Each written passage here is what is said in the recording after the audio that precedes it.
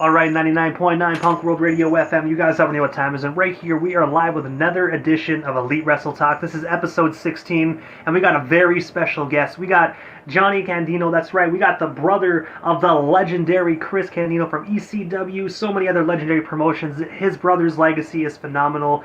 This man's legacy is phenomenal. His entire family's wrestling legacy is phenomenal. Johnny, how you doing tonight, man? I do know we mentioned you're having a little bit of champagne, man, so it seems like you're definitely doing good champagne out there on your end.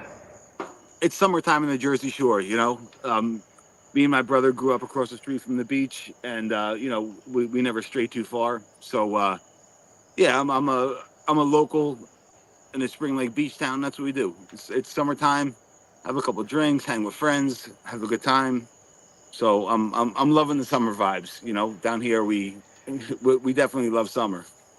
So Yeah, we it's don't we great. don't got a lot of months left either, man. I mean, I'm on the East Coast as well. I'm right across the bridge from New York State, so our summer is definitely limited right now, man. Probably a few more weeks it's gonna start getting cold and damp, so you just got to enjoy it as best as you can, man. And champagne under the moonlight definitely is a great way to enjoy it. You know what's funny? When the Dark Side of the Ring guys came to to shoot the episode, right? They came to our parents' house, which is like literally across the street from the beach. So when me and my brother were both kids, I think you can start working when you're 13 or 14. Like you can you can get paid to work. So both of us worked at the beach as locker boys. All you really do is sweep the steps, shit like that. They pay you whatever, $100 a week, something like that. But the guys from Canada were like blown. They're like, "This is the Atlantic Ocean." I'm like, "Yeah." They're like, "Hold on." They're like, "I've never seen the Atlantic Ocean in my life." Like you live literally across the street from the Atlantic Ocean. I think sometimes I guess I take for granted that like I literally grew up like across the street from the beach, and like it's like a whole kind of culture that comes with that. But yeah, it was really cool to see all those guys from Canada. I know you're from Canada, that's why it made me think of that because they were all like, Yeah. "This is crazy." I actually love Dark Side of the Ring, man. I find it's a very informative, just television broadcast, man, to learn all about wrestling. I mean, I've learned some stuff just behind the scenes of wrestling that I thought I knew, and then I watched. I'm like, damn, man, like this shit is deep. I watched like the most recent one I watched was a Buff Bagwell episode. I did watch your brother Chris's, but I like going back. I don't watch them in order. I kind of watch Yeah. whatever one. Like, oh, I like this wrestler growing up. I'll watch it, and then I kind of watch the ones I won, and then I kind of go back and watch the ones where I'm like, eh. But you just gotta watch the whole season, man. But yeah, I'll tell dude, you what Dark Side of the Ring, such phenomenal. it really is. When they were gonna do an episode of my brother, first Brian Myers. So let me just tell you right now, I'm like out of the loop of wrestling, so I don't really. I know guys that are active wrestlers, but I don't know like where they are, like what company they're working for or anything. I just know guys who I'm friends with, like Brian Myers, Jay Lethal, Homicide, like guys that I came up with.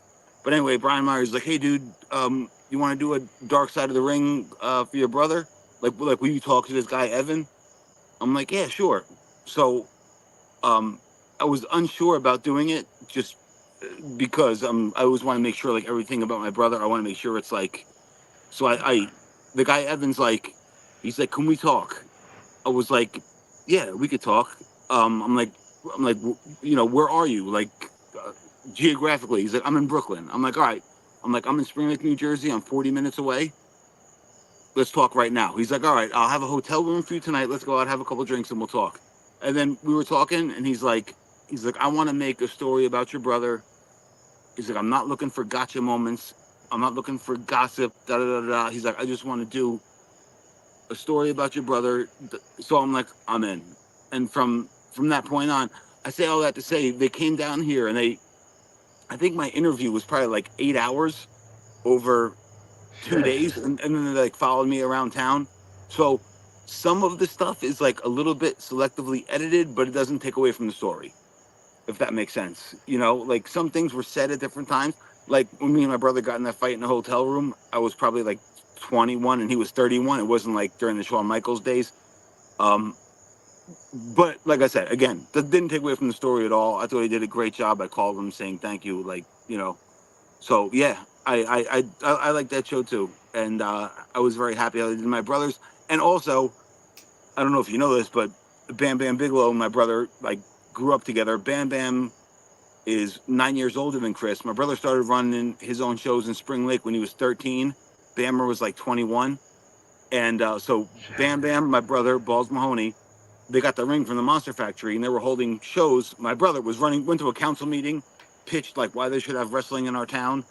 And so I have like newspaper clippings from 1985 of like a 21, 22-year-old Bam Bam, a 13-year-old, my brother, Balls Mahoney, who is 13 but looks like he's 21. He's got like chest hair and everything. And it's just funny to see all those guys like back then, you know, Bammer before he got the head tattoos and, Yeah. you know, so yeah. When it I comes still to can't believe wrestling, Bam's gone, man. dude, yeah, he was like an uncle to me. Like, again, like growing up in this area, knowing him, and I'm real close with his son Shane. Um, it, it was, yeah, it's so strange for him to be gone. First off, it's so strange for my brother to be gone because, again, there's reminders everywhere. I see him in my dreams like every night.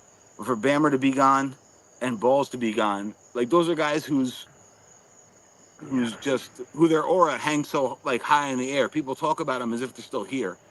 You know what I mean? Which is a good thing. But yeah, it's very strange that they're not physically here. You know, so before me getting into like that's why I wrote that song Wrestling Heaven. Like after New Jack died, and like I had all those hits like in a row. I was like, oh, I need to go make a song about this or something because I'm like, you know. Yeah, when New Jack died, as a fan, I was surprised because New Jack, man, that guy was a tough son of a bitch. Like, excuse my language, man, but such a tough son of a bitch. Like, when you hear Death and New Jack, you think Invincible. Like, no, like New Jack, he's gonna outlive us. That's like the Mick Jagger of wrestling. That guy does all this crazy shit. He's now never gonna go. And then you hear it, and you're like, I still couldn't believe that he was gone, man. A year after he passed, I was like, no, man, like. No, And it's New Jack. Like you can't kill that guy. and again, like I think of the early days of like when my brother like, you know, when I was like little, like you know, he was just bringing me and showed them. He's like, oh Johnny, he's like, go help New Jack look for weapons. So I would like go around like looking garbage cans. I'm like, oh I found half a crutch. I found a vacuum. So like I've known New Jack since I was like you know like 10 years old. You know, so I like it again. Like I knew these guys so. It was almost like I grew up in this world. I don't know how to explain it. Almost like that show, The Munsters, where the chick grew up in a house that was like full of monsters. That was like normal to her. For me, the wrestling business was like normal to me. And then I would just like go about my regular everyday life. But like I had all these characters that were always around me. You know, my brother, Balls, New Jack, Bam Bam, Sabu. Like Sabu's my uncle. So it was Sandman. Like I'm gonna say at least once a month we give each other the text. Hey brother, how you doing? How's everything going? Good. All right, love you too. Like literally, I love those guys like they're my family. You know. And speaking of the ECW days, man, I gotta dive into this because obviously you just said you were running around like 10 years old, ECW arena. Because I'm gonna assume helping your brother and New Jack look for weapons. That's definitely in Philadelphia at the ECW arena. You know, So I gotta ask, man, what is one of your fondest memories of ECW, bro? Just being there as a all right, youngster, so man. Because I know ECW was a wild place, bro. yeah, so all right, so when I was talking about when I first met New Jack, I was like 9, but when my brother went there, that was like in 1996, which would make me 14 and him 24. So my favorite my favorite time in ECW was all right. So I remember the first night my brother went to ECW. There was a birthday party at my Aunt Kathy's house, right? And a limousine pulls up, and my mom is like, Johnny, Cook's outside in a limousine. He wants to talk to you. Like me and my brother, like I said, we're always like very tight. Even when I was like 14 and he was 24, he's like, oh, dude, he's like, I left WWF. I'm going to this new wrestling federation. You want to take a ride with me to Philadelphia? I'm like, yeah, I'm down. Let's go. So I'm driving up there with him. He's in his gear already. We get to the building. There's fans all looking in the limousine, everything. And so I'm nervous. Are they going to know who Chris Candido is? Or do they just know him as Skip, the Body Donna? Like, I didn't know any of these things, right? So my brother goes out there that night. We walk into the locker room together. He knows all the boys. So now I'm happy. I'm like, all right, he knows these guys. That's cool. Then he has his match against Spike Dudley, hits the top rope powerbomb, cuts a promo. Everything's great. Yeah. So then I went to a whole bunch of, I went to like the next 4 or 5 ECW shows with my brother. Then he's like, Johnny, he's like, the next one is in Florida. It's your winter break or whatever. It's not going to be the same without you coming to Florida. Come to Florida with me and ECW. I'm like, hell yeah. So my brother took me with him to Florida to, I don't know if it was Heat. I want to say Heat Wave, but I forget what pay-per-view it was. But I remember going to the show, and then after, all of us went out to, like, there was a whole floor of like just the boys. Like in between me was Tommy Rich and Tracy Smothers. Tammy and my brother were right over, like right across from us. Jericho was there with a girlfriend of his. Even though he wasn't working for ECW, he came by to say hello or whatever. The Dudleys, everyone. We had like an entire floor, like all to ourselves.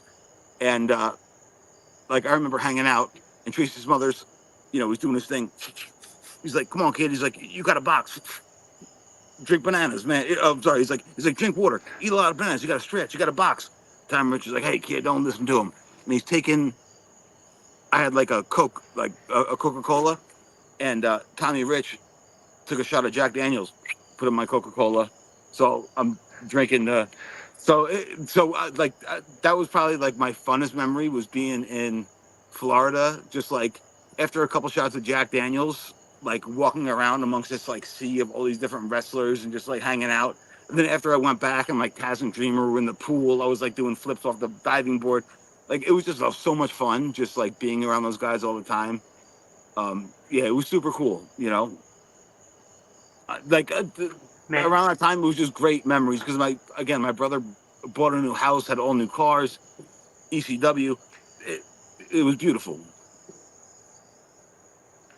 And man, it's ECW in Florida, man, hands down, bro. You've got one of the most influential staple wrestling companies. I don't care what anyone says. ECW really put hardcore wrestling on the map. Like ECW is one of them companies that, like, it didn't last like a long ass time like WWF. It only lasted at least not even a half a decade because it started in '93. It like folded in 2001. So at the end of the day, man, it didn't last really that long on the timeline, but it made such a huge staple within wrestling, man. Long live ECW, bro. Oh yeah, like, for the real. best company ever. And just another funny story about Florida, just because. So I remember me and my brother would always talk about this later. Tommy, this is when the FBI was there, the full-blooded Italians, Tommy Rich, Tracy Smothers, Lou Guido, right? And Tommy Rich takes the microphone and he goes, "Hey," and he kind of forgets what to say. He goes, "Don't say where's my pizza," and the whole crowd goes, "Where's my pizza?" So me and my brother were cracking up. So ever since then, like, "Hey, don't say where's my pizza," and then it was just like a funny like inside joke with the two of us, But yeah, going to Florida with ECW was yeah, that was something else. And again, at that time, I think that was probably like my freshman year of high school. If I was like, "Hey, Cook, let me get a couple bucks," he'd give me like $1,000, And when he was gone, he'd be like, "Hey, Johnny, like, watch my house, let my dogs out. Here's my car keys, but just like drive around the neighborhood." I would like drive myself to school in like a fucking Corvette. When he'd be on the road, around like sophomore, junior year, I stopped really caring about going to shows. And when he was on the road, I would like have parties at his house.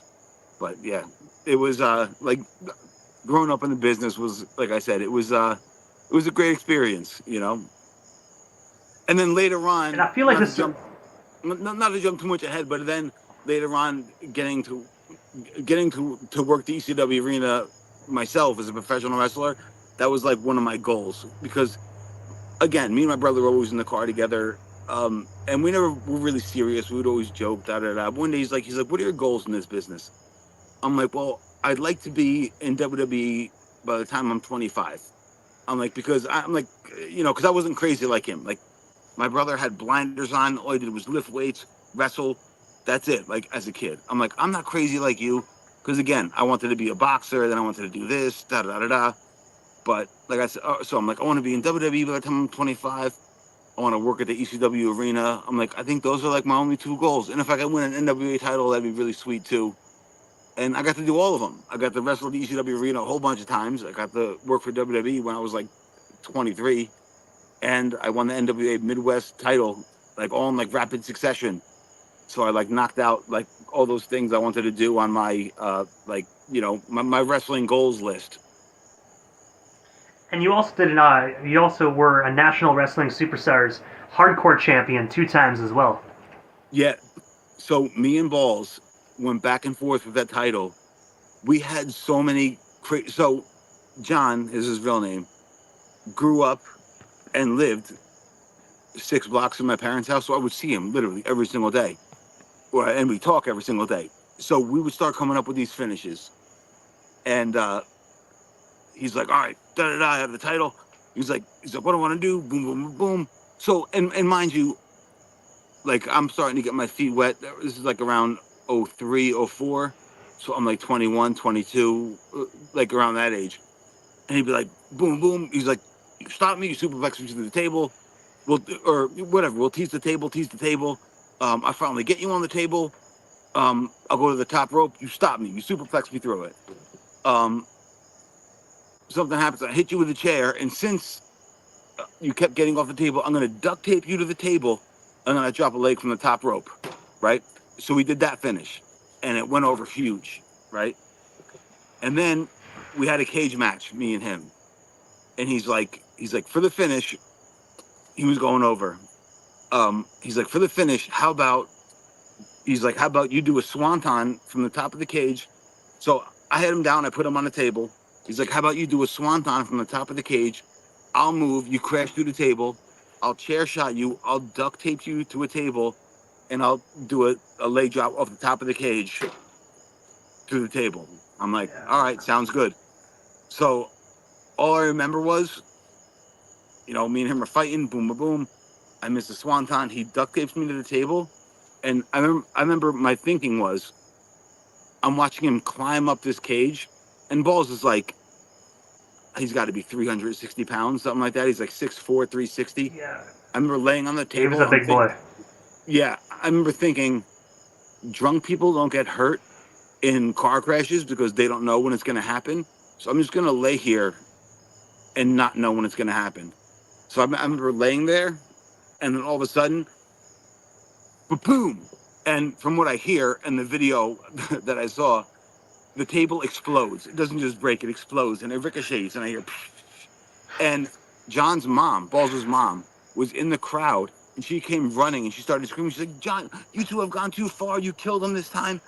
So I kept selling it. I laid there, and I let the ambulance take me out on a stretcher. They took me out on the stretcher. They brought me to the locker room. All the boys are like all concerned. And I did like a kip up. I'm like, yo, I'm totally fine. They're like, dude, that was insane. So that was like one of my favorite Balls matches of all time. Was that Could you imagine you sold it a little bit longer, man? They actually wheeled you out to like the parking lot, and then like you look around, but like coast is clear, get in your car, and they actually think you're fucked up. You know what? I could have done that, but I was so like hyped from like that match. Like as soon as I got to the locker room and everybody was like all like looking over me, I was just like, yo, like I feel fucking great, But yeah, everybody thought he killed me, So it was funny. But yeah, aside from my brother, because my brother pretty much like my introduction to the business was, I'd get to the ring early, take bumps, hit the ropes, whatever. But my first match was I drove my brother to Rochester, and he like gets to the locker room. He's like, He's like, I don't really know any of these guys. I'm just going to work with you in the main event. I'm like, really? Is that like cool? He's like, yeah. Just like keep your ears open and pretend we're in the backyard. I'm like, okay. So I was just working with my brother. He was just feeding, bumping. I'm Taz flexing him all over the place, kicking the shit out of him. And, so I kind of learned by, I want to say probably my first 5 to 10 matches with my brother. And then I started working with Balls and my brother. And then, so it's a lot easier to work with somebody when you know them. Like, you're not too scared of, like, potatoing them or, like, whatever. And then after that, I started, like, working with other people and stuff like that. But that was, like, yeah, my introduction into the business was working with my brother and Balls Mahoney. And speaking of Balls Mahoney, man, I have to ask because I do know in a lot about other podcasts and radio stations and interviews. You spoke a lot about Balls Mahoney, one of the best individuals to ever do it. I gotta ask, man, is there any Balls Mahoney stories that you haven't told that you are willing to actually share with the Oh Elite my Wrestle God. Talk and Punk World Radio FM airwaves? There's so many. I'm sure you heard about the time he tried to cut my head off with the sword, right? Did I tell that story? Yeah, Have you heard that one? I heard that one. Yeah. The time he farted in Ed Schuman's face. Oh, all right. Well, here's one that you probably never heard of. I'll tell another one after this. But so the night we came up with that finish where he duct taped me to the table and dropped the leg from the top rope, we were at some kind of hall, like maybe I don't know, like an Elks Lodge or a VFW or something, right? So there was the crowd, and then when you came through the curtain, there was a locker room, and then off to the side was like a bar, like just for like the boys. So me and Balls had that match, and I think we were right before the main event, and following that was like Sandman, and I forget who else. And Sandman's like, "Thanks a lot, kid," like because me and Balls just like killed it. He's like, "How the fuck am I gonna follow that?" I'm like, "Sorry," like whatever. We were just like fucking around, and then me and Balls get to the bar. And we're having drinks, we're cheersing each other, and we're both bloody. And he's like, "I fucking love you, kid. I love you." So some drunk guy who's not a wrestler or any of us comes behind us and goes, "Balls, Johnny." Balls goes, "Not now, not now, not now," and like makes the guy leave. So me and Balls are talking. He's like, "Oh, that finish was so freaking great. Oh my God, the place went great." And the guy comes over again, and he's like, "Balls, Johnny." Balls like, "I said not now." So the drunk guy walks away. Again, me and John are sitting there. The guy comes over and goes, "Balls, Johnny," and he puts his hands on both of our shoulders. Balls goes, "You just touched me." Grabs the guy like this, goes, throttles him, and throws him across the bar. Throws him. Like you see in a movie. All the bar stools fall down. He's like, "Don't you ever touch me. Don't you ever touch me." I'm like, "Dude, chill the fuck out." And the promoter's like, "John," to me, he's like, "Keep your friend under control." I'm like, "My friend?" I'm like, he's 10 years older than me. But a funny story that makes me think of is, so Balls was like notorious for his gimmick table. He would sell like 8x10s, pictures of people, and then he started selling silly string. You know, like silly string, that shit you can spray. Like, Yeah. so he would get it at the dollar store and he would sell it for $10 a can at the indie shows, right? So he would sell it, and then people would buy it in droves. But then when you came to the curtain, silly string would get sprayed in your face. You know, people would draw like dicks and silly string on the freaking wall. So after like 4 shows of him selling silly string, the promoter came to me and he's like, "John," he's like, you gotta tell Balls no more with the silly string." So I go over to him like, "Dude," I'm like, "you gotta knock it off with the silly string." Because the promoter's like, he's like, "I had to have guys there with putty knives until 4 a.m. scraping the dicks off the wall with the silly string." I'm like, "John," so I'm like, "John, you got to stop selling silly string." He's like, "Why?" He's like, "I get it for $1, I sell it for 10." I'm like, "Me personally, I could give a shit." I'm like, "But like, the guy's losing buildings, so like, knock it off with the silly string." So he's like, "All right, I'll stop." So me and him, obviously, we're in a feud, so I couldn't go out and talk to him if he was at his gimmick table. And he'd be out there, and I'd be looking, and I'd see, and he'd be like selling silly string like under the table to people. And I'm like, "Motherfucker!" And so I remember that the day of our cage match, I was so mad because I saw him selling silly string, and at one point, because the promoter was complaining to me, but it's not like I can go say something to him in front of people. Um, so I remember he's like, "John, he's doing it, he's doing it." So he came back to like take a leak. I'm like, "Dude, can you stop this silly string?" He's like, "I'm not." I'm like, "I see you doing the silly string." So when we got in the ring, like I was like chopping the shit out of him. I was all pissed off at him. We're hitting each other, and he was like, "It's called party string." I'm like, "Whatever." He's like, "It's called party string." I'm like, I don't care what it's called." I'm like, "Stop selling it." He's like, "Who told you to say this?" I'm like, "Well, because you're too much of a maniac to talk to somebody else. I'm the one that's got to tell you to stop. I personally don't care. I think it's hilarious, but stop with the goddamn silly string, party string, whatever the fuck it's called. Stop doing that." So like we had like a big blow up about selling silly string. So that's a story I don't think I've ever told. Because I was, like I said, I was I gotta. watching them, and I had to wait until the match before ours to even talk over the finish, because he was out there selling goddamn silly string to people. Like under the table too. Like he knew what he was doing. The whole Oh, look he knew around. what he was He was doing. like literally he was drug dealing silly string, man. That's what he was doing. Yeah, he would buy it for $10. I'm sorry, he'd buy it for $1 a can at the dollar store. Like he was telling me, he told me the whole thing. I get it for $1 a can. I sell it for 10. You know how much money I'm making off the damn party string? And he would like have fucking crates of it in his car and like bring it over and be like, I got the stuff and like drug deal the silly string. I mean, it's smart though. I mean, at the end of the day, I mean, Yeah, I mean, it's the day of the event price hike, man. I mean, $9 profit per can, dude. Balls right? was I eating, mean, man. Balls was making money. necessity is the motherhood of fucking invention, right? And people wanted the damn silly string, and he provided it, so they were willing to pay that money. And also as well, this jumping ahead a little bit because I do know that obviously we established that you did like the NWS, but I got to dig in to the NWA side of things, man, where you actually went on to win the Midwest Heavyweight Championship. I was wondering if you could That actually just was, tell us a bit more about your tenure in NWA, and of course, what was it like just having the strap around your waist, man? Because NWA is legendary yo, within just the wrestling community, man. so it was so cool, and also considering that the locker room at that time in NWA Midwest was CM Punk, Seth Rollins, Matt Sydal, AJ Styles, like Yeah. all those guys were like the guys. And my brother had the strap, and it was actually at my brother's funeral where Ed Schumann, the promoter, he's like, is it cool if we like talk now? I'm like, yeah, sure. He's like, I want to put the NWA Midwest strap on you. I'm like, all right. And so it was, it was out in Chicago in Streamwood, Illinois. There was a big tournament for it, and at the end of the tournament, it was me versus Danny Daniels. And I remember our match. We were in the main event. Again, we had to follow Seth Rollins and Punk and Sydal and all those guys. And the story we told was kind of like I was like the underdog and Danny Daniels was like beating the shit out of me. And we went like 35, 40 minutes. I remember the finish. He I think he tried to spear me. I um I leapfrogged him. He went to the outside. I remember I was so blown up.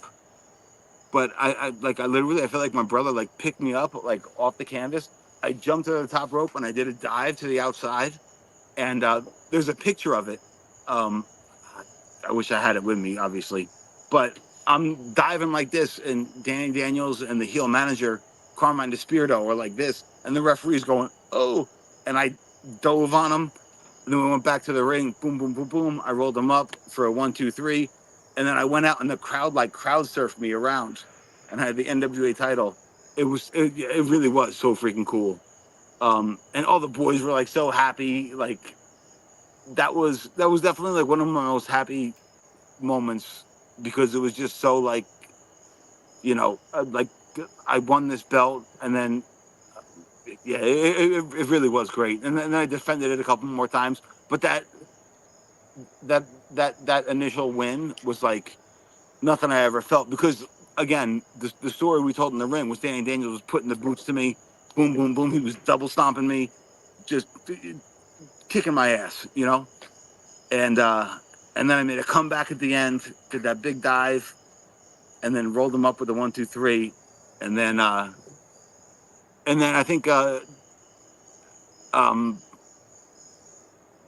at the finish, Carmine DeSpirito, who was the heel manager for Danny Daniels, was like, so Tammy was managing me, which was like weird because both of us kind of had heat with each other at the time, but she was still managing me. But Carmine DeSpirito was like, Johnny, he's like, come with us, and I'm like, should I go with them? The crowd's like, no, and Tammy's like, come with me. I'm like, they're like, yeah. I'm like, should I go here? Should I go there? So I act like I'm going toward Tammy, and then I give her a stunner, and the place goes, oh, and then they like turn on me. Or that could have been the next night, but whatever it was, winning that NWA title like meant so much, just because, again, me and my brother never really talked about serious. We were never really serious at all, except the one time he asked me like what my goals were in the business, and it was to work for WWE, work the ECW arena, and I'd love to win an NWA title. So when I got the NWA title, that was like really, really something, especially because the match that me and Danny Daniels put on, it was like real strong style. We were like elbowing the shit out of each other, kicking each other, pow, pow, pow. Like we beat the crap out of each other. because like I said, we had to follow. I remember like the couple spots we called were like, you know, he's like, what do you do? I'm like, I do over the head, belly to belly. I do a superplex, belly to belly. I do a long time suplex. Um, I do a swanton. I do a diving headbutt. He's like, all right, I do this, I do that. I'll put you in a tree of woe. I do a double stomp. Um, so for like again, for a lot of it, he was just beating the shit out of me, and then I pulled it out at the last minute, and it was so cool. Like I said, the boys in the back were popping, and the fans were popping, and I fell into the crowd, and it was just like that was probably like one of my most like Yeah. epic moments like in my career like that I can remember, you know. And speaking of WWE, because I do know that was another huge moment within your career as well. But one of the matches that I fondly remember is because I do know this was a dark match; it wasn't air. But I remember I used to have the hookup back in the day. People used to have the VHS tapes you could buy. I Yeah, still yeah. have this somewhere, man. But you actually had the opportunity to have a dark match against ECW legends Balls Mahoney and of course Axel Rotten. I was wondering, how did you actually get in contact with the World Wrestling Entertainment at the time? And of course, what was it like just sharing the ring with those legends? Because I do know you worked with Balls Mahoney your whole career. Same with Oh, Axel, but I mean, just being able to and I share knew the Axel stage too. on such on Oh no, yeah, yeah, it and was with Axel Rose, Axel. Yeah, no, it was short. It was short. Rotten, yeah. What do you call it? I was on the beach on a Monday. Again, like I said, we're a beach. I live in a beach town. I was laying on the beach on a Monday. It was like 3 o'clock in the afternoon. I get a call from Balls. He's like, JC, where are you right now? I'm like, South End, Spring Lake. He's like, can you get to the Meadowlands? Get to the Meadowlands right now. And then I hear Sergeant Slaughter, and then I hear Axel. It's like Johnny Bubba. Iron Sheik, instead of saying brother, he'd call people Bubba, and he called me Johnny Bubba, and he called Axel Axfeld. So he's like Johnny Bubba, it's Axfeld. He's like get to the Meadowlands right now. Um, and then Sergeant Slaughter gets the phone. He's like, is this Johnny Candido? I'm like, yeah. He's like, get to the Meadowlands right now. I'm like, all right. So I grab my cousin Vinny, and I'm like, dude, you got to take a ride with me. We're going to the Meadowlands. I'm bringing my gear. Um, so I get there, and as soon as I get there, like, good kid, you're here. You're on first. I was like, okay, shit. So I get there, and I'm me and Damian Adams, because what they said, like, Damian Adams is kind of a smaller guy, and I'm big. I'm like, Yeah. I'm like 6'2". I mean, I'm bigger now, but at the time, I was probably like 260. Right now, I'm probably like 290. But they wanted someone big, and Balls was like, I saw in one of his shoot interviews. He was like, I said, Candido's brother? He's like, you know how good Candido was.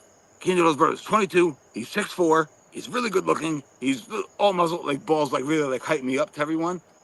And then when I got back there, he was like, everybody's like, damn, that's Candido's brother. Shit. Like, he's like, like, so anyway, um, yeah, we went out there and we had like such an awesome match.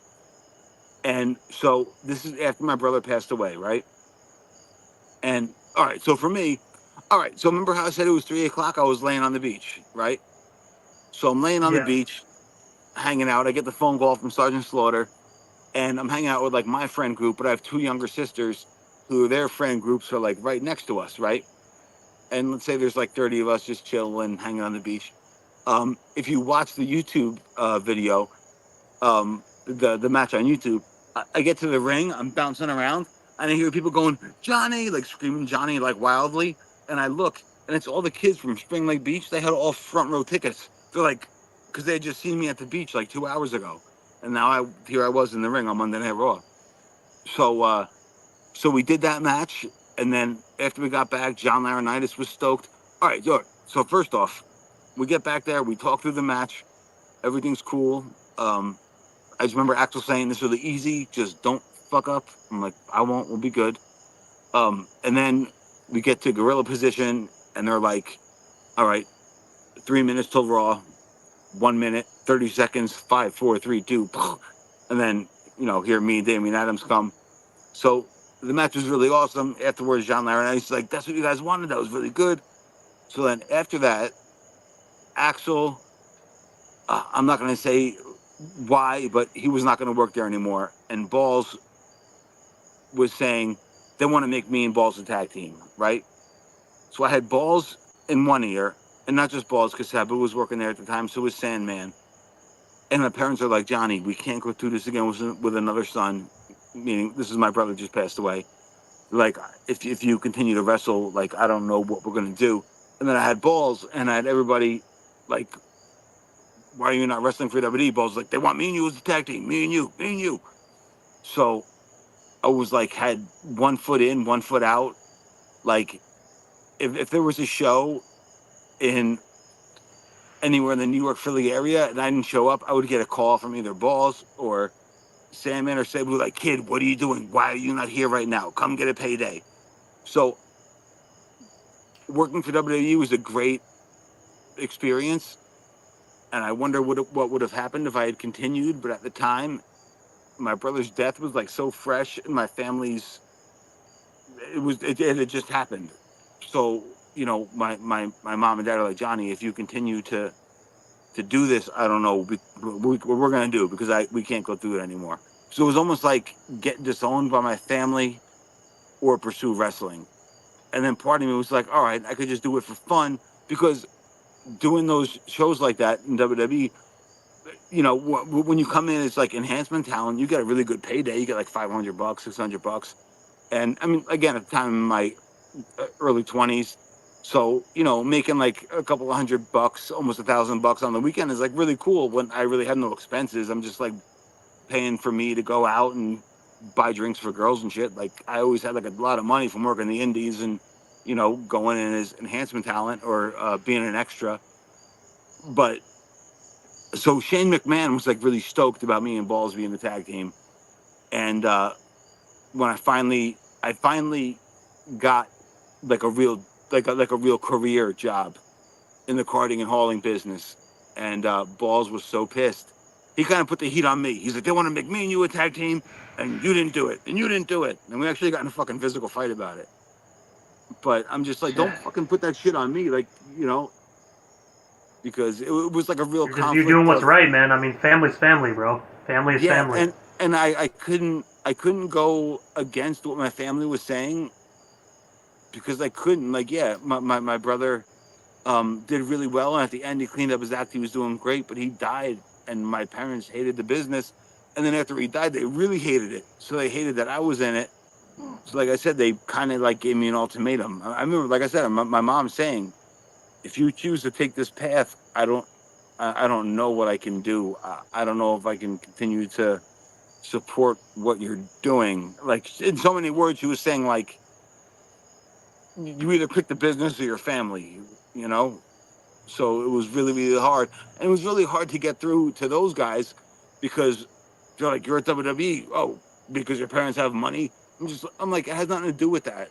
Like, just because my family has money doesn't mean they give me money. Like, what the fuck are you talking about? Like, so again, we're all friends, but they kind of had like a thing, like me and Balls is like, you got the fucking silver spoon up your ass. Like, me and him got in like, again, we got in like fights about it, but it had nothing to do with that. I had my family didn't want me in that business, and then I just happened to fall into like a really good career very early in life, and I wasn't like, obviously I wasn't too big of like a star to be like jaded by the business, because at this point I was like, not jaded, meaning um like my brother when he was 33, 34. So when my brother died, he was 33 and I was 23. But there were times when I had like talked to him about, like, even if I just mentioned getting another job, or if even he brought it up, he's like, my biggest fear in the world is having someone say, did you used to be Chris Candido? He's like, I'll never do anything else than wrestle. I'll never do anything else for money except be a professional wrestler. And I was at that age where I didn't have that feeling yet. You know what I mean? Like, I could get a straight job. I wasn't, because my brother was already a star when the time he was 23.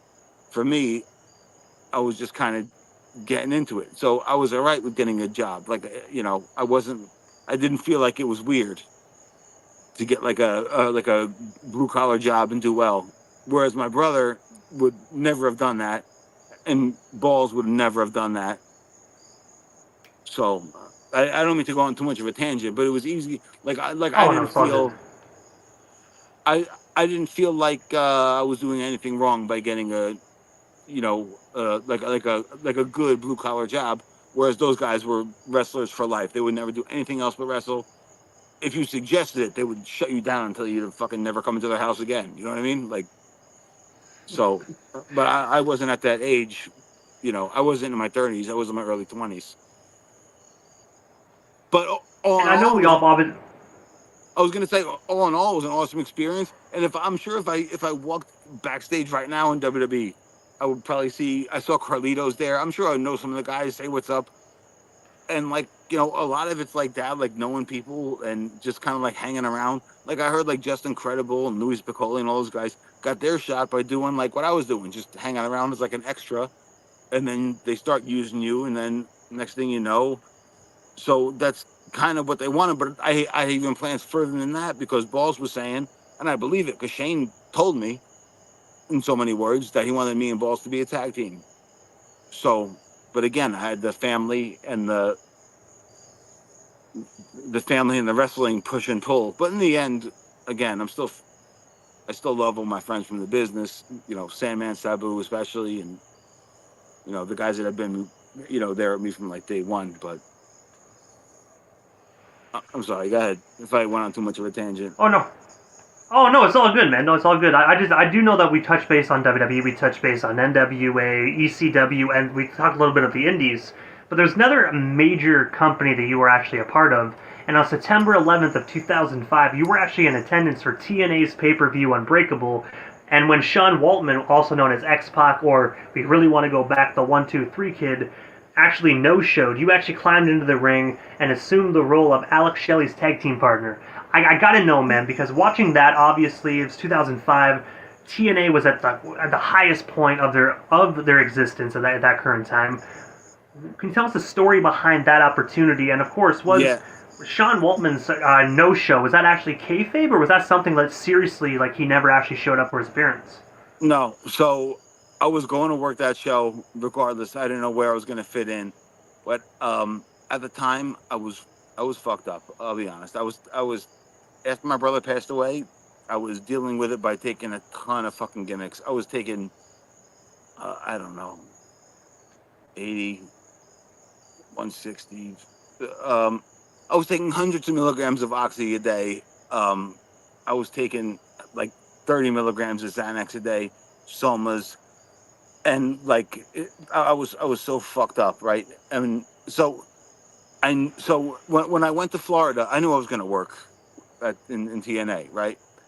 So my mom is the manager of this doctor's office, and I had two secret medical bags, these two identical blue bags. One had my clothes and one had my gear, right? So when they say go, they're like, you're going to work tonight, go get your gear. I go, okay, go to my hotel room, and I look in my bags, and I get changed into the clothes that you saw me on TV, but I thought I brought the bag that had like my gear, my singlet, all my shit, and then I opened it and it was like all my like regular clothes, like my underwear and shorts and shit like that. And they're like, shit, you're gonna have to come out of the audience. I'm like, fuck. So I did, and I did what I did. But to be honest, like I thought it was the shits. I went back to the locker room, like kind of like, oh fuck, and Shane Douglas was right there. I'm like, dude, what'd you think? He's like, dude, to be honest, I thought it was the shits. He's like, you should have hit the flying headbutt. You should have done this. You should have done that. I'm like, I know. I grabbed the wrong bag before I got to the damn building. Like, I wish I could have made so much more out of that, but I grabbed the wrong goddamn bag, and so the plan was to have me go out there, and I don't know if it was to tag with Alex Shelley right away, but it was to have me work, because we had just done the Chris Candido Memorial Show and like a whole bunch of things. So I was going to work on that show, but I grabbed the wrong bag. So they had me come out of the audience. Do you remember the original plan? Do you remember the original plan for TNA's Unbreakable? Shit, I'm trying to think. I mean, it's understandable. I do know next year it's going to be 20 years. Holy shit. Yeah, no. Just actually, when I said that, I was like, God damn. The original. I think it was for me to come out with Alex Shelley and be his tag team partner. But then they're like, yeah, you're going to have to jump out of the audience, you know, fucking clean house. And I had something else in mind. And the guy, Eric Young, was like, how about you do an up and over? And I had shorts that were too big for me, so I like fell off my ass. And it was just like, I could have done so much more. And so I was always pissed. I was always pissed about that, to be honest. Like I don't even when people ask me about it, I'm just like, oh, like I don't even bring it up because I was almost like I didn't get to show that actually I could actually wrestle there. In so many words, like I came in, boom, boom, clothesline, cleaned house, but I didn't actually get to show what I could do, really. So that's kind of a It was kind regret. of like an enforcer role in a way. Yeah, I mean, like I said, I wish I Pretty, could have done a lot more and just come out as his tag team partner, but again, I was really fucked up at the time. I went to rehab right after that. Like I was like me dealing me dealing with my brother's passing was just like he would just want me to get back on the road. So I just kept I was living like a toxic life. I was taking a lot of oxys. Well, not every day. I was addicted to them. I was addicted to oxys, somas, Xanax, and that's what it was. So I wasn't in my right frame of mind. So well, I gotta yeah, say, man, I'm glad you're actually still here with us today, man. The yeah, world dude, needs Johnny Candido, bro. That's all I and gotta and say. you, and you know what's really fucked up, man? I talked to so many of these guys like right before they passed, like Axel. It was during a snowstorm, right? And the next day I was flying out to Costa Rica on vacation, and Axel called me, and I'm like, yo, Axel, what's going on, Bubba? He's like, dude, can we just talk? Can you just make me laugh and talk about the old times? I'm like, why? What's going on? He's like, I'm at Ian's house in the middle of nowhere. I have no money. He's like, everything's just shits. He's like, let's talk about when I came to Manasquan and make me laugh, please. So I'm like, all right. So we talked on the phone for like 2-3 hours. And then I hung up the phone with him. I go to Costa Rica the next day. I turn my phone off airplane mode and I have a DM from Ian. And the DM is Axel said he went back to Baltimore to be a junkie. And I was like, oh no, I was trying to get to Axel. My second day in Costa Rica, I see on Wrestling News, Axel Rotten found dead of a heroin overdose. And I'm like, oh my God. And then, like I was in Costa Rica, like in a fucking bathroom somewhere, fucking crying. And then when Balls passed away, I was down the fucking street and the ambulances, everything came to his house. And I called his phone and his girl picked up and she's like, they're doing CPR on him right now. I'm like, oh my God. Like, so yeah, no, like, dude, that shit really sucked. Cause like obviously those are I love those fucking guys. Yeah, So I read. Obviously, I wasn't there, but I read that when Axel passed away, it was actually I know, sorry, but Balls passed away. It was actually he was watching Wheel of Fortune, from what I read. I mean, yeah, it sounded like it was peaceful, which I mean, obviously, death is not a good thing whatsoever. But at least he was in peace, and maybe he was sleeping when it happened. So I just really, growing up, like me, him personally. Me growing up, I watched these guys myself. So I just wish that there was no pain in that. I really hope both of them are in peace right now. I think I think they are. I think they are. It's just like again, they were like family members. They both had you know really good hearts, and they were both really really close to me. Like even like again even more than friends, like family. So that's it's just tough losing people like that. Obviously for anybody. But then there was like so many like deaths in a row, like Bammer, then Trent Acid. Me and Trent were real freaking tight, like a whole bunch of them. My friend Thunderbolt, he wasn't known that much, but doesn't make him any less of a friend. Like a bunch of people just started passing. I was just like, Jesus Christ. So part of me is like, maybe I'm glad I didn't stay in that business and went to rehab, and because who knows how long. Maybe I would have only lasted a couple more years, and then I would have been in the same place. So, but yeah, man, I fucking miss those guys. But their legacy and their presence definitely loom large. You know, especially around here, like where they're from, Balls and Bammer. So yeah, I don't mean to get too deep on you, but that's Oh no, man! At the end of the day, these are real stories, man. I mean, at the end of the day, this is what it sounds bad to say. Yeah, you watch wrestling on TV. You see the stars, but sometimes you don't really see what these individuals really go through in their personal lives, man. So honestly, I mean, I've heard. I work in the. I don't. I'm not a wrestler, obviously. I mean, like, look at me. You know what I mean? I'd probably take a bump and break in half. But I work for Great North Wrestling as like their floor manager, so I get to kind of be behind the scenes and see people that you kind of watch in the indies, see how things kind of operate, man. And you do actually see a lot more when you're working behind the scenes, man. And you see Yeah. the struggles of individuals that actually come in. And and then like so imagine growing up going through all that stuff and seeing people like gimmicked up. You're not quite sure what you're looking at. You know, it's not drunk where you're like, what? Like it's to see that whole thing and then know what it is and then like it's yeah, it's sometimes I heard things have cleaned up a lot, but especially like back in the like the late '90s, early 2000s, it was like everyone obviously wrestling. There's no off season, so you have to take shit to wake up to get ready to get to go to the fucking building, and then you know you have to do stuff so you look good to perform. And then let me just firsthand experience. The last thing you want to do after a good match is to go to sleep. So you have to take stuff to fall asleep, and then you're in the next town the next day. So you got to repeat the cycle again, and it just becomes like kind of like a toxic lifestyle in a way. Even though you look good and you're still training, you're still dependent on these certain things.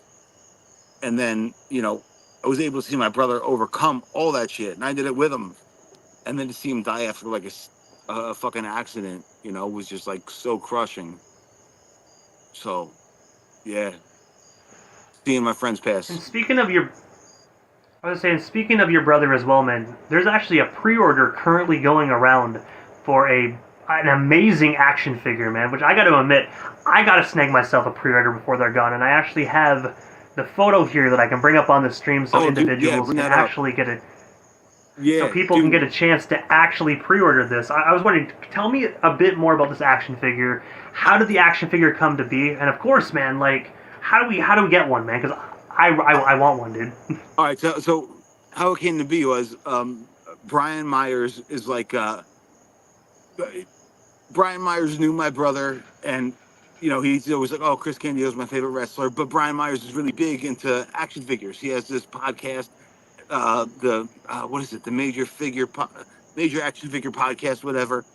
And he's like, "We want to make a good one of your brother. I'm gonna hook you up with this guy, Josh. He goes by the name Zombie Sailor or something like that. Um, Zombie Sailor, that's what it is."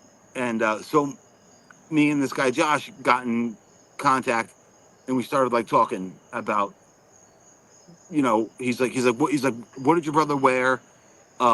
How did he wear his tape? He's like, so this guy Josh is so good. Like he's like, what? He's like, how did he wear his tape? Can you like get a picture of like his hands like really close? He's like, why does he have those creases on his head? I'm like, oh, it's because he, before he went to the ring, he would slick his hair back and he'd put this hat on backwards. It was like toward the end. I bought him a hat. So I bought him a black one, a white one, and a blue one. Like independent with the skateboard company, but it had like a dual Yeah. meaning for him. So he always wore these, especially the white one, the independent hat. He'd slick his hair back and he'd put his hat on, so his hair would slick back, but he'd have these little marks right here. Um, so the guy Zombie Sailor was like wanting to know every little freaking detail about everything, and I told him all about it, and then he would show me like a prototype, and I'm like, yeah, that looks good. So he's got them made, and they're on pre-order now. They're going to be here soon. I'm not sure if the pre-orders are all gone. I think I talked to them last week, and they were getting close to being all gone. But there's going to be more. But there's like a special first 2,000 that I forget what it is. Um, there's a special first 2,000 you can get from zombiesailor.com. But then after, there's just going to be, Chris Candido action figures from Heels and Faces. You can get them from zombiesailor.com. And he does a really, really great job. Like he's like an artist. Like he sculpts it, like does the whole deal. And he even like looked at me. He's like for the picture. He's like, is that what your brother looked like? Is this good? Like everything. He was like me and him were on the phone back and forth for weeks about how everything should look, how his tape should look, how his boots should look, how this should look. So he wants to like make everything perfect. Like he's a real perfectionist when it comes to that's like what he does.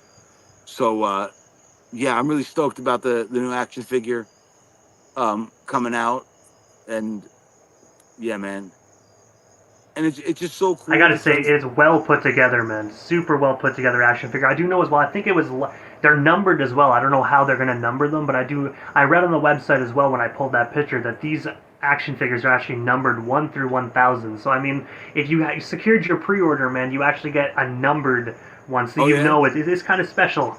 nice. Oh, that's awesome. Yeah, because I know that, like I said, the detail he puts into him, he's like a real freaking artist. You know, like he sculpts them by hand and makes them like perfect.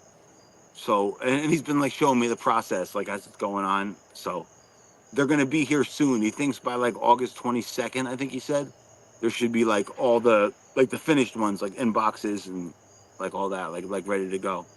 So yeah, I'm stoked about that. And you know, obviously there's a bunch of other things. I co-authored my brother's biography, Chris Candido, No Gimmicks Needed. Me and this guy John Cosper, he's like a wrestling historian, and he knows like all like the times and dates, and I know what's going on like behind the scenes. So it's on eatsleepwrestle.com, but it's also on Amazon. And for like the first, I think we wrote it in, or he published it in 2021, and we were like #1 on Amazon in the pro wrestling category for like an entire year. Um, so people have really been loving the book, and there's a prowrestlingtees.com. There's like 10 different designs for Chris Candido shirts. It's just so great because I say that to say, I remember in 2003, before my brother cleaned his act up, um, he put like a Von Erich's book on the table in my parents' house, and he was like thumbing through it one day when we were chilling there.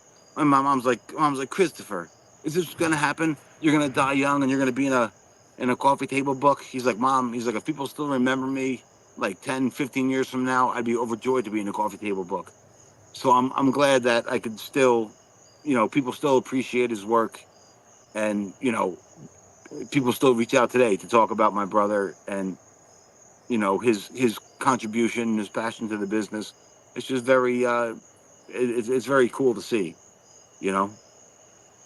Man, your brother was one of a kind, man. One of the best in-ring workers, man. Such a phenomenal talent, man.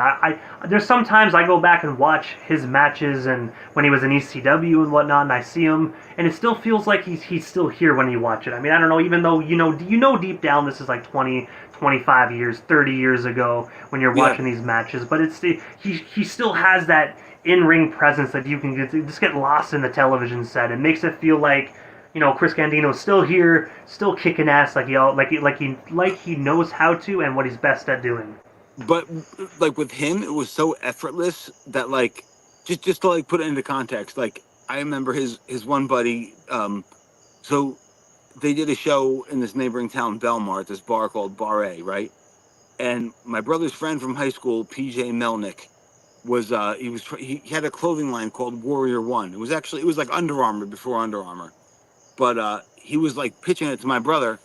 And so my brother's sitting there with a towel on, with his boots on, talking to his buddy PJ Melnick, and he's like, "Oh, I like that. That's really cool. Yeah, I'll take some of those." And they're like, Chris, your music's on. He's like, "All right, hold on one more second." He goes to the ring. Him and Sabu go like 20 minutes. Um, he goes over the guardrail. I help carry him back to the locker room. He just sits right back down in the chair and keeps talking to his friend PJ. He's like, yeah. Anyway, he's like, I like the black one. I like the like my brother could wrestle in his sleep. You know what I mean? Like Yeah. he was such a natural, and it's just what he loved doing. You know, I don't think I've loved anything as much as my brother loved professional wrestling. Like, so I have literally every single wrestling magazine ever from the 70s up until the early 2000s up in me and my brother's old office at our parents' house. Um, I, I gave Tommy Dreamer like a what do you call it? Like a shoebox of like 50 of them. Because I went to go see him. I wanted to bring him something. But anyway, in all my brother's wrestling magazines, this is when my brother was like a kid, you know, 9, 10, 11, 12.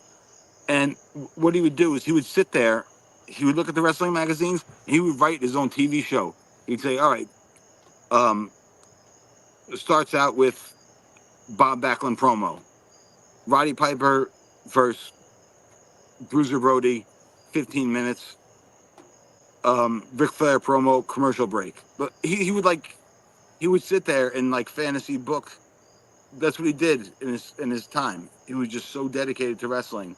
Like all these wrestling magazines, like I said, like he never missed one. But he would sit there because I remember Tommy Dreamer sending me screenshots, like text me. He's like, what's your brother doing? I'm like, oh, he used to write his own little TV shows, like how he would book it. You know, back when he was like 11, 12, 13. So he was just, again, so, Man, you know. that belongs in a wrestling museum, man. Like those things that Tommy actually was asking you about, that belongs in a wrestling museum. I really feel like Oh, that should really be like just immortalized, you know? but the upstairs of my parents' house is like a wrestling museum. I have WrestleMania hats from like WrestleMania 1 all the way to like, you know, I have like old ECW VIP passes from every single pay-per-view. But, you know, I mean, for me, it's like so sentimental. Like, what am I going to do? I'm never going to sell them to anyone. So I give them to people who can like enjoy them, and then I'll get them back, and then that's it. That's all I can do. I mean, I can never sell any of my brother's stuff, you know. But I'll loan it to people who can like enjoy it, you know. So And the one thing I gotta ask, man, before we actually wrap things up here tonight, because as we already know, you know, it's been a long time, unfortunately, since your brother passed away. Wrestling's getting new fans all the time, man. For the new fans that are just kind of going back going back on the WWE Network, watching the old ECW shows and seeing like old videos of your brother, and they don't really know very much, obviously, because you know they weren't around when Chris Candido was in the ring kicking ass. So, what is one thing you actually want to let the newer wrestling fans know about your brother, man? watch some of him and Lance Storm stuff because I recently did that Yes. because Yes.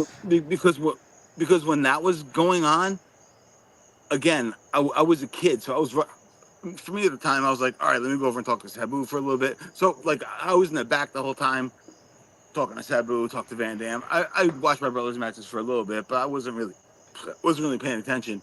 But then later on, um, you know, I'd see Lance post things, I'd see this, I'd see that, and I'm like, Jesus Christ, like, you know, like him and Lance were so far ahead of their time with everything they were doing, and so I would definitely urge people to go watch Chris Candido, Lance Storm things. And I just got Instagram. Like, as you know, I'm like, I don't know. I maybe had Instagram for like 9 months. I've always been like I don't want to do tech kind of person, but my little sisters and friends forced me to get Instagram. But if you search Chris Candido, Lance Storm, there's like all these different highlights of their matches, and yeah, those matches are really really great. And I don't know, man. Like for my brother, wrestling was like breathing. It was just like second nature, you know. Not even. It was just nature. He just knew what he was doing, and the two of them like just flowed so great, you know. And I've talked with Lance, like me and Lance have talked about it, to, you know, where he's like, dude, there's tears in my eyes right now because they really loved each other, man. And obviously that whole angle was genius, and they did it. So I think the favorite matches of my brothers were him and Lance's, and him and Sabu's too, because Sabu was one of those guys where a high risk maneuver meant something, because sometimes he wouldn't hit it because it was such a high risk maneuver. He'd end up crotching himself on the middle. Like Sabu was a real innovator of what he did. He was the first guy to moonsault onto a table. Um, so I'd encourage people to watch, you know, my brother versus Lance, my brother versus Sabu, just, you know, anything that's my brother. You know, you're gonna get really good wrestling. But yeah, man, I think him and Lance's matches were like really special because the two of them were kind of like at the peak of their career, and they both really liked that angle, because it made like a lot of sense in them who like really loved the business. So, you know, they were really, I think for like a good year and a half, they were like, you know, having these unbelievable matches. So check out Chris Candido versus Lance Storm for sure. And I gotta say, first and foremost, Johnny. Obviously, I know you mentioned briefly about how you have Instagram. You've only been on there for 8 months. How can our viewers actually find Johnny Candido, man, and actually follow you? Because I know I came across you, but my eye is always to social media. So I have a Twitter that I do check when I see the notifications. I've I'm in like the 3,000 something followers there. I think that's JONNY. For some reason, the internet always puts an H on my name, but my Twitter's JONNY Candido 118, and I think the Instagram's the same thing. Jonny JONNY CANDIDO 118. And yeah, check me out on Instagram and on Twitter. And yeah, that's where you can find me. And I gotta say, first and foremost, Johnny, thank you so much, man, for not only your time, but also, just coming on the radio station interview, talking about, your amazing career within the wrestling industry, talking about your amazing brother's career as well. And I gotta say, man, thank you so much for putting your body on the line for so many years, man, just getting in that ring and entertaining crazy wrestling fans like myself, man, because I always like saying thank you, man, because people don't realize that some people actually are so set in their ways that they think wrestling is, I hate even saying it, but the F word. It's not, man. It's predetermined, yes, but it is very much real. So I gotta say thank you to people like you for putting your body on the line for just crazy, sometimes ungrateful wrestling fans like us. I very much appreciate that, but it was my pleasure. I loved working those. Like I said, though, I think some of my favorite matches were with the older guys, the Lex Lugers, the Brutus Beefcakes, the Tito Santanas, the Jimmy Superfly Snookas, all those guys. Because I could just, I had to bump around, make them look. Greg Valentine, I'm like the opposite of King Kong Bundy. I worked so many of those guys where I can make them look like $1 million. I loved that shit so much. So thank you for appreciating it, because, dude, I love doing it. It was so much fun for me, to go out there and work guys I saw, because again, my brother's room was on the 4th floor of our parents' house. For me, it was like Mecca. When I'd go up there and see him and his friends watch wrestling, that was the best. So when I got to be old enough and I'm actually wrestling the guys I used to watch when I was a little kid, like it was awesome, So yeah, thank you. I appreciate all the wrestling fans who appreciate what we did and watch what we did. So yeah, man, thank you. I appreciate it, for real. Hey, man, you're most certainly welcome, Johnny. And again, thank you. And also, man, have yourself a phenomenal night. Hopefully down the line we can make this happen again sometime soon. I know you're a busy individual, so again, thank you so much for your time, man. It was such an honor speaking with you this past hour. Thank you, brother. You too.